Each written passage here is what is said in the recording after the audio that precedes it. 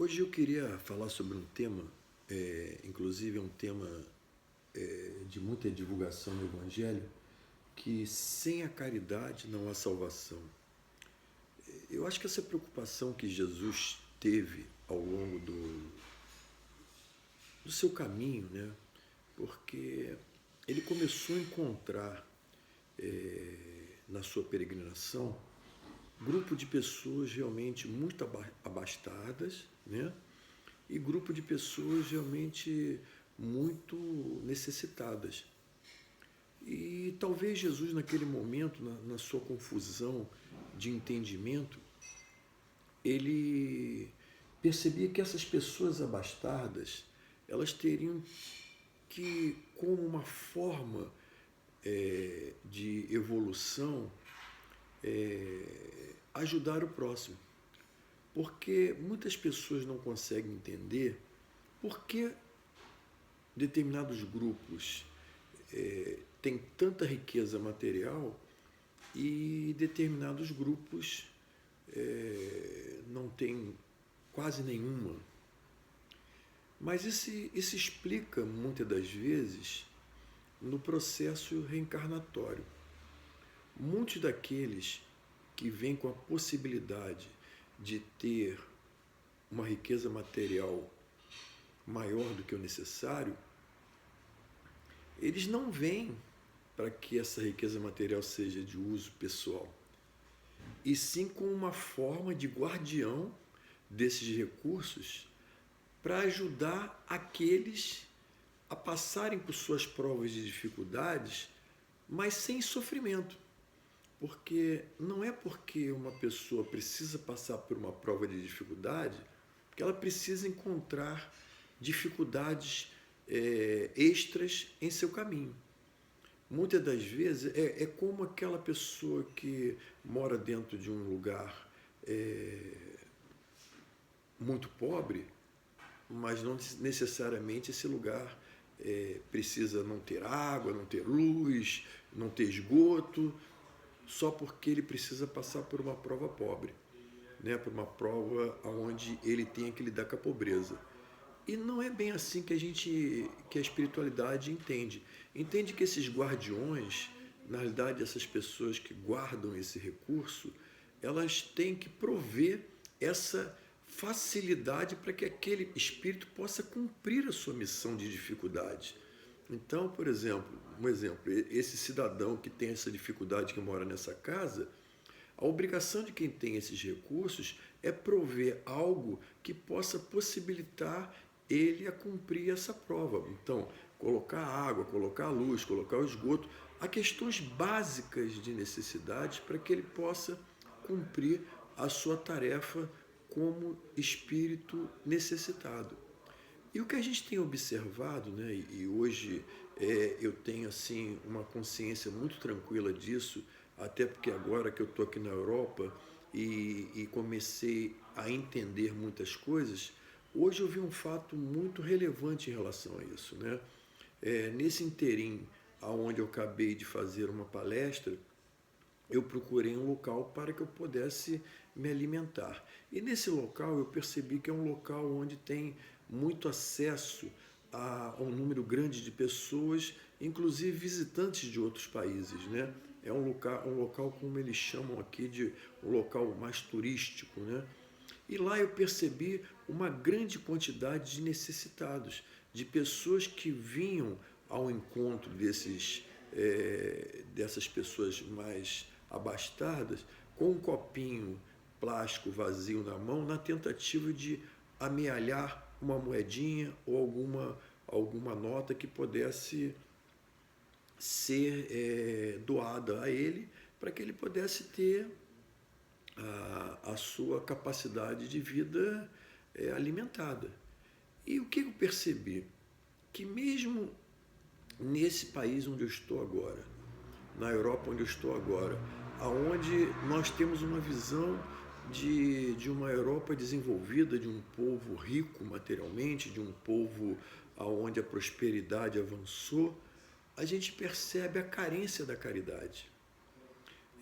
Por diversas vezes, as pessoas que passaram naquelas mesas não conseguiram receber sequer uma moeda que representasse 25 centavos do euro, uma moeda que representasse 50 centavos do euro, uma moeda que representasse 1 centavo do euro, uma moeda que representasse 2 euros. Sequer essa pessoa recebeu, ou essas pessoas receberam essa moeda. Então, eu estava avaliando, durante uns 15, 20 minutos que eu estava lá, eu vi que um rapaz passou por diversas mesas, um rapaz, uma aparência bem magra, bem sofrida, né, com frio, porque mal agasalhado, porque a temperatura aqui é muito baixa, e o copo dele sempre vazio. Até que eu me aproximei dele, tirei um grupo de moedas que estavam dentro do meu bolso e, sem saber o valor quanto, coloquei dentro do copo dele. E aquilo assustou ele. Ele olhou para mim com um olhar assustado e me perguntou por que eu tinha feito aquilo. Eu disse para ele que eu tinha feito aquilo porque tinha visto ele em dificuldade de receber aquelas moedas, e com certeza ele usaria aquela moeda de uma forma onde a necessidade dele mais apelasse. Para mim não importa se ele usaria para comer, se ele usaria para beber ou se ele usaria para drogas, porque eu não estava ali para julgá-lo, eu não estava ali para condená-lo, eu estava ali para ajudá-lo a suprir a sua necessidade. Porque muitas das vezes a gente diz assim, eu não dou a moeda porque ele vai beber, ele vai fumar, ele vai usar drogas. Isso não é um problema nosso. O problema nosso é saber fazer a caridade. Agora, o uso dessa caridade, de que forma ele vai fazê-lo, já passa a ser um problema dele. E aí eu pedi a ele que sentasse na mesa, e automaticamente, quando ele sentou na mesa, o garçom veio e pediu que ele se levantasse. E eu disse, não, ele é um convidado meu, ele pode ficar aqui, que o que ele comer eu vou pagar. E o garçom disse, não pode, aqui ele não pode ficar sentado. Aqui são para as pessoas que têm condições de estar aqui. Eu falei, não, mas ele tem condições, eu vou pagá-lo para o que ele quer. E nisso veio o representante do restaurante, vieram os seguranças do restaurante, e eu combatendo aquilo, dizendo o seguinte, não, ele é um cidadão, ele está sentado aqui ao meu lado e eu vou arcar com as custas do que for consumido. Ele é uma pessoa comum, a todos esses que estão aqui. Talvez não esteja limpo como os demais, não porque não queira, porque não pode. Talvez não esteja cheiroso como os demais, não porque não queira, mas porque não podia estar naquele momento. Mas aí, ao longo dessa conversa, permitiram que eu sentasse com ele numa mesa no canto, um canto bem escondido, aonde não chamasse muita atenção. E eu levantei e fomos para esse canto para conversar. E lá ele se identificou, ele disse o nome dele e me contou uma história muito triste, ele dizendo o seguinte, que o Natal para ele marcou muito esse ano, porque ele passou o Natal com frio e com fome. E ele dizendo para mim o seguinte, olha, eu estive aqui nesse mesmo lugar no Natal, aonde dezenas, centenas de pessoas se alimentam, e não consegui me alimentar, não consegui ter de nenhuma dessas pessoas um pedaço de um alimento para mim alimentar.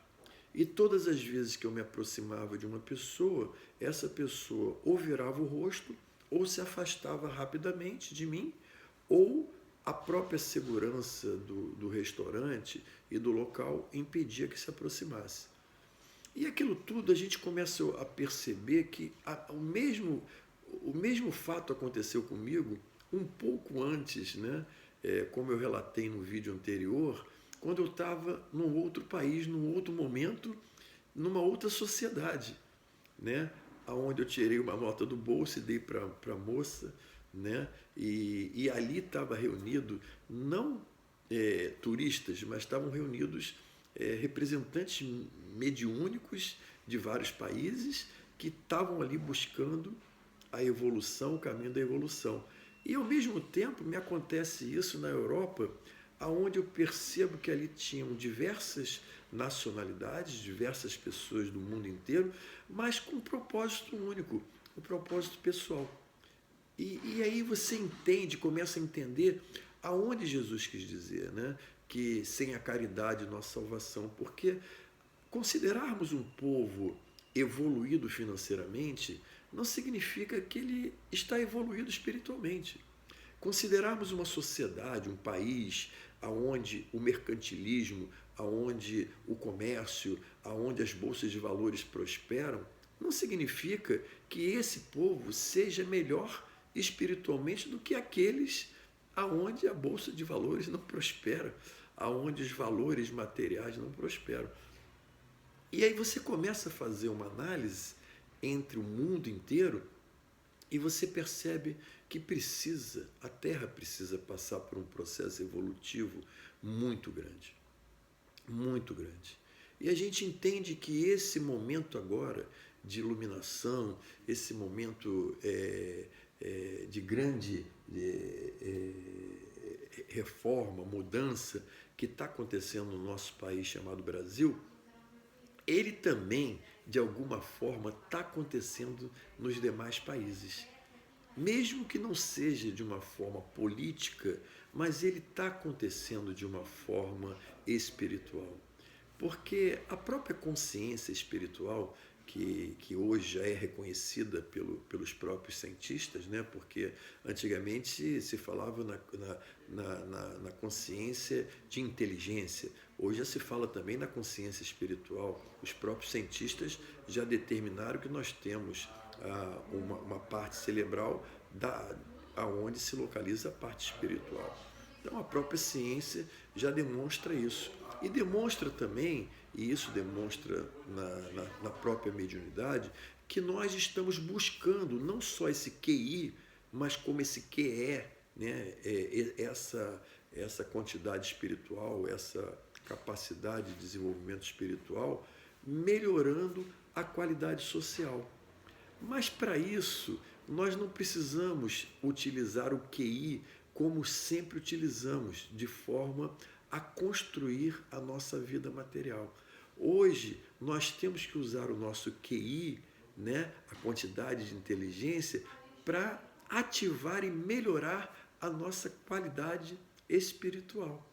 E a única diferença, ou a grande diferença que existe entre o QI e o QE, é que no QI você se colocou de uma forma sempre a construir materialmente a sua vida. E no QE você se coloca sempre de construir sua vida numa forma espiritual.